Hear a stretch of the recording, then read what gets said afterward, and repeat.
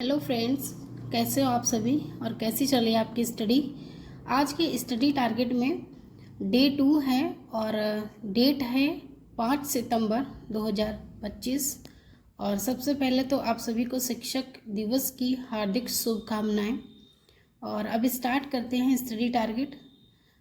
आज के study target में आपको भारतीय इतिहास यानी कि मध्यकालीन इतिहास को पढ़ना है। दिल्ली सल्तनत के विभिन्न वंश पढ़ने हैं, जितने भी वंश आते हैं दिल्ली सल्तनत में, और उनकी राजधानी, कालक्रम, युद्ध, कला और संस्कृति, सभी टॉपिक्स को अच्छे से कंप्लीट करना है।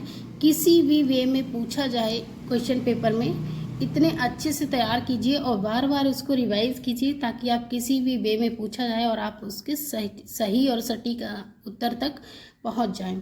उसके बाद पुस्तकें एवं लेखक पढ़ना है। धार्मिक आंदोलन, जितने भी मध्यकालीन इतिहास में जितने भी धार्मिक आंदोलन का उल्लेख किया गया है सभी को अच्छे से पढ़ना है। मुगल साम्राज्य पढ़ना है। मुगल साम्राज्य के अंतर्गत राज्य, राजधानी, कालक्रम और युद्ध कला। इसके बाद संस्कृति, मध्यकालीन इतिहास में जो संस्कृति का, जिस संस्कृति का वर्णन है अच्छे से, उसको अच्छे से तैयार करना है, बार बार रिवीजन करना है। करेंट अफेयर आई दृष्टि से आप अपने अकॉर्डिंग पढ़िएगा, जहाँ पर आप पढ़ रहे हैं उसी को कंटिन्यू रखिए।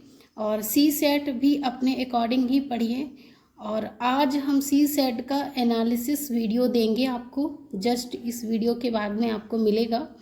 और उसके बाद से हम सी सेट के टारगेट देना स्टार्ट करेंगे। सबसे पहले हम सी सेट का एनालिसिस वीडियो देंगे और प्रैक्टिकल वे में आपको बताएंगे कि सी सेट में किस तरह से क्वेश्चन पूछे जाते हैं।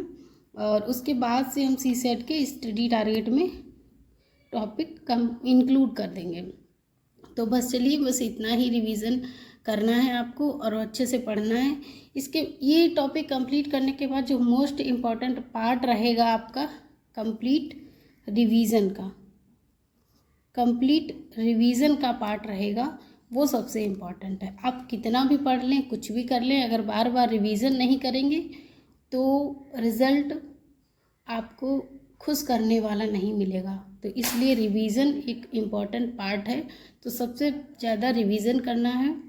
भले ही आप इन टॉपिक्स को बुक में ही टिक करके तैयार करें, उनके शॉर्ट नोट्स ना बनाएं या आपके पास अवेलेबल हैं तो उनसे पढ़ें, लेकिन रिवीजन इम्पॉर्टेंट है। रिवीजन बहुत ही इम्पॉर्टेंट है। रिवीजन के बेस पर ही आपको सिलेक्शन मिलेगा। तो बस इतना ही है। Thank you. कंप्लीट कीजिए।